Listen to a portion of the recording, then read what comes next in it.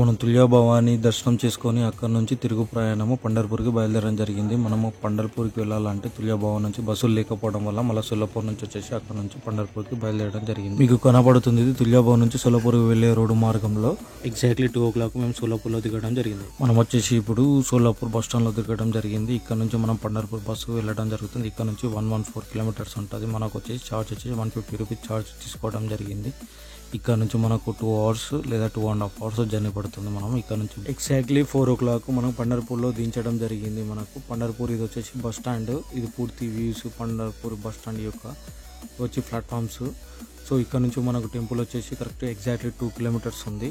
So మనం ఇక్కడ ఎవరైనా అడిగి అక్కడ నుంచి ఎలా వెళ్ళాలన్నది కనుక్కుందాము. ఇది వచ్చేసి బస్ స్టాండ్ బయట వ్యూస్ అండి. ఇక్కడ నుంచి మనకు కనుక్కుంటే లెఫ్ట్ సైడ్ కరెక్ట్ 2 kilometers వెళ్తే మనకు టెంపుల్ వస్తుందని చెప్పారు. సో మేము కూడా బై వాక్ వెళ్తే ఈ పండర్పూర్ యొక్క ఊరిని చూసుకుంటూ వెళ్ళొచ్చు అన్నట్టే ఆ ఉద్దేశంతోనే మేము బై వాక్ నడుచుకుంటూ వెళ్ళాము. ఇవి కనబడేది ఎగ్జాక్ట్లీ ఫ్రంట్ ఆఫ్ రోడ్ ఇది. ఇక్కడ నుంచి మేము రైట్ సైడ్ నడుచుకుంటే స్టార్ట్ పెట్టాము.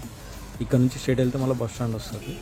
ఇక్కడ నుంచి మనం ఇప్పుడు నేను వీడియో చూపిస్తున్నట్టు విధంగా స్ట్రైట్ వెళ్తే ఇంకో 1 kilometer వెళ్తే మనకు టెంపుల్ వస్తుందని చెప్పారు. కరెక్ట్ స్ట్రైట్ ఫార్వర్డ్లో నడుచుకుంటా మేము బయలుదేరాము. మీకు ఇక్కడ కనబడుతుంది, మీకు ఇక్కడ కనబడేది పండర్పూర్ యొక్క ట్రెడిషనల్ వాళ్ళ కల్చర్ యొక్క ఫొటోస్ మనం ఏ విధంగా ఉందో మనం చూడొచ్చు. పండర్పూర్ ఇక్కడ నుంచి మనకు ఒక చౌరస్ వస్తుంది. చౌరస్ నుంచి స్ట్రైట్ ఫార్వర్డ్ వెళ్ళాలి. ఇది చౌరస్ వచ్చేసి శివాజీ చౌక్. సో ఇక్కడ నుంచి మనము టెంపుల్ యొక్క హిస్టరీ కానీ దాని గురించి తెలుసుకుంటూ ముందుకు వెళ్తూ ఉందాము. పండర్పూర్ గురించి చెప్పాలంటే భారతదేశంలోని పుణ్యక్షేత్రాల్లో దీని విశిష్టత దానిది. వీటిలో కొన్ని శైవ క్షేత్రాలు, మరికొన్ని వైష్ణవ క్షేత్రాలు. మన రాష్ట్రంలో ప్రసిద్ధి చెందిన తిరుమలగా మహారాష్ట్రలోని పండరిపుర వైష్ణవ క్షేత్రం. భీమా నది తీరాన వెలిసిన ఈ పుణ్యక్షేత్రము సోలాపూర్ జిల్లాలో ఉంది. ఇక్కడ శ్రీ మహావిష్ణువు విఠోబా పేరుతో వెలసి ఉన్నాడు. విఠోబా లేక వితోబా అనే పేరు పురాణాలలో కూడా ఉంది.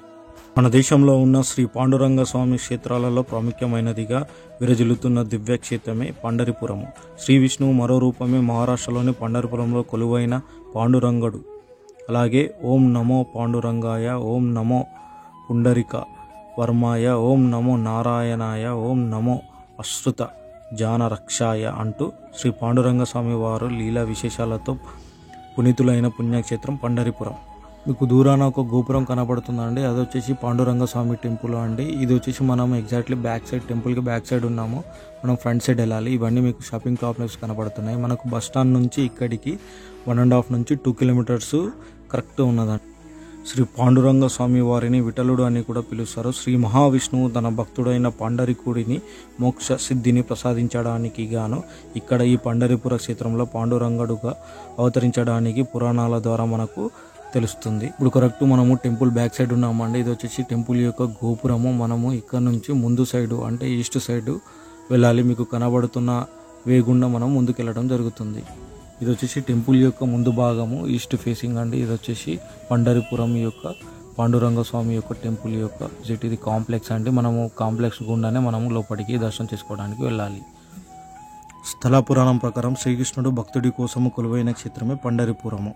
తల్లిదండ్రులను ప్రేమిస్తే, వారిని సేవిస్తే భగవంతుడు ప్రీతి చెందుతాడనడానికి, అలనాటి అనుగ్రహించడం కోసము దైవము దిగి వస్తుందని చెప్పడానికి నిదర్శనంగా నిలిచే క్షేత్రమే పండరిపురము కనిపిస్తుంది. ఇక్కడ శ్రీకృష్ణుడు పాండురంగ స్వామిగా పూజాభిషేకాలు అందుకుంటూ ఉంటాడు. ఈ క్షేత్రానికి ఇక్కడి స్వామివారికి ఈ పేరు రావడానికి కారణం ఒక భక్తుడు. ఆ భక్తుడి పేరే పుండరీకుడు. ఒకప్పుడు ఈ ప్రాంతంలో పుండరీకుడు అనే వ్యక్తి ఉండేవాడు. దురలవాటు బానిస అయిన అతడు తల్లిదండ్రుల్ని ఎంతో వేధించేవాడంట, ఇతరుల్ని కూడా దూషించేవాడంట. ఇలాంటి పుండరీకుడు ఓసారి స్వామీజీ మాటలు ప్రభావితముడై అతని తాను మార్చుకోవాలని నిర్ణయించుకొని ఆధ్యాత్మిక చింతనకు సిద్ధమయ్యాడంట. అయినా అతడిలో ఎలాంటి మార్పు రాకపోవడంతో మళ్ళీ స్వామీజీని కలిశాడంట. ఈసారి మార్చి సలహా తల్లిదండ్రులను సేవకు ప్రాధాన్యం ఇవ్వడంతో క్రమముగా పుండరీకుడిలో మార్పు వచ్చింది. పురివాలు అతని భక్తిని, తల్లిదండ్రుల్ని గౌరవించే తీరుని చూసి అభినందించడం ప్రారంభించాడు. ఇది జరిగిన కొన్నాళ్లకు శ్రీకృష్ణుడు భీమా నది ఒడ్డున వెళ్ళి ఆ తర్వాత పుండరీకుడి గురించి తెలిసి అతడి ఆశ్రయానికి చేరుకున్నాడంట. ఆ సమయంలో పుండరీకుడు తల్లిదండ్రుల సేవ చేయడంలో తలమునకై ఉన్నాడంట. శ్రీకృష్ణుడి రాకను తెలుసుకున్న పుండరీకుడు తాను తల్లిదండ్రుల సేవలో నిమగ్నమై ఉన్నానని చెబుతూనే ఓ ఇటుక రాయిని విసిరి దానిపైన కూర్చోమంటూ స్వామికి చెప్పాడంట. తల్లిదండ్రుల పట్ల అతడు చూపించే భక్తికి ముగ్ధుడైన శ్రీకృష్ణుడు కూడా పుండరీకుడు వచ్చే వరకు ఆ ఇటుక మీద నిల్చుండిపోయాడంట. కాసేపటికి పుండరీకుడు వచ్చి స్వామీజీ పూజించి క్షమించమని కోరి ఆ ప్రాంతంలోనే ఉండిపోమని కోరుకున్నాడంట. దాంతో స్వామి అనుగ్రహించి ఆ చోటనే శిలగా మారిపోవడంతో అక్కడే ఆలయాన్ని నిర్మించారు. మీకు కనపడుతున్న నది భీమా నది. పూర్వము త్రిపురాసుడు అనే రాక్షసుడు మదంగుడై దేవతలను మనుషులను ప్రజలను బాధిస్తూ ఉండేవాడు. అతడు పెట్టే బాధలను భరించలేక దేవతలు మనుషులు వెళ్ళి శివుణ్ణి శరణు వేడారు. శివునికి త్రిపురరాసుడికి చాలా రోజుల పాటు భీకరవుతం జరిగింది. చివరకు పరమేశ్వరుడు త్రిపురరాసుడిని వధించి ముల్లోకాలకు విముక్తి కలిగించాడు. ఆ సమయంలో మహాదేవునికి చాలా అలసట కలిగింది. త్రిపర్వత శ్రేణులో ఈ ఎత్తైన శిఖరాలకు వచ్చాడు. అప్పుడు ఆయన శరీరం నుండి చెమటల ద్వారాలు ప్రవహించి ఆ దారాలన్నీ ఒక ప్రవాహంగా వచ్చి కొలనుగా మారాయి. అక్కడి నుంచి పుట్టిన నది పేరే భీమా నది. ఇక్కడ శుద్ధ ఏకాదశి ఉత్సవాలు పండరిపూర్ ఆలయంలో ఆషాఢ శుద్ధ ఏకాదశి, కార్తీక శుద్ధ ఏకాదశి ఉత్సవాలు జరుగుతాయి. ఆషాఢ శుద్ధ ఏకాదశి మొత్తం ఏకాదశిలో తొలిది, అంటే మొదటిది అనే అర్థము. ఇక్కడ వైష్ణవ ఆలయాల్లో విష్ణు వ్రతాలను ఆచరిస్తారు. విష్ణు విగ్రహాన్ని ఆభరణాలతో అలంకరించి జాజి పూలతో పూజిస్తారు.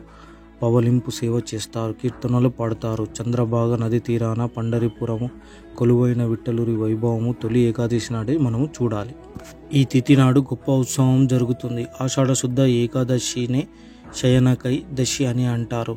సతీ సక్కుబాయి ముక్తి పొందిన ఈ ఏకాదశి నాడే పండరిపూర్ని దర్శించుకొని మేము తిరుగు ప్రయాణం సాగము 6:30కి. మా వీడియో గిట్ల మీకు నచ్చినట్లయితే please subscribe to my channel. ఈ రోడ్డు మార్నింగ్ చూపించడానికి ఇక్కడ స్ట్రైట్ వెళ్తే బస్ స్టాండ్ వెళ్తే ఇటు వెళ్తే టెంపుల్ ఉంటుంది. మనము ఇక్కడ సైడ్ వెళ్తే మనం రైల్వే స్టేషన్కి వెళ్ళడం జరుగుతుంది. మనకు రైల్వే స్టేషన్ వచ్చేసి 2.5 కిలోమీటర్స్ ఉంటుంది మనకు టెంపుల్ నుంచి.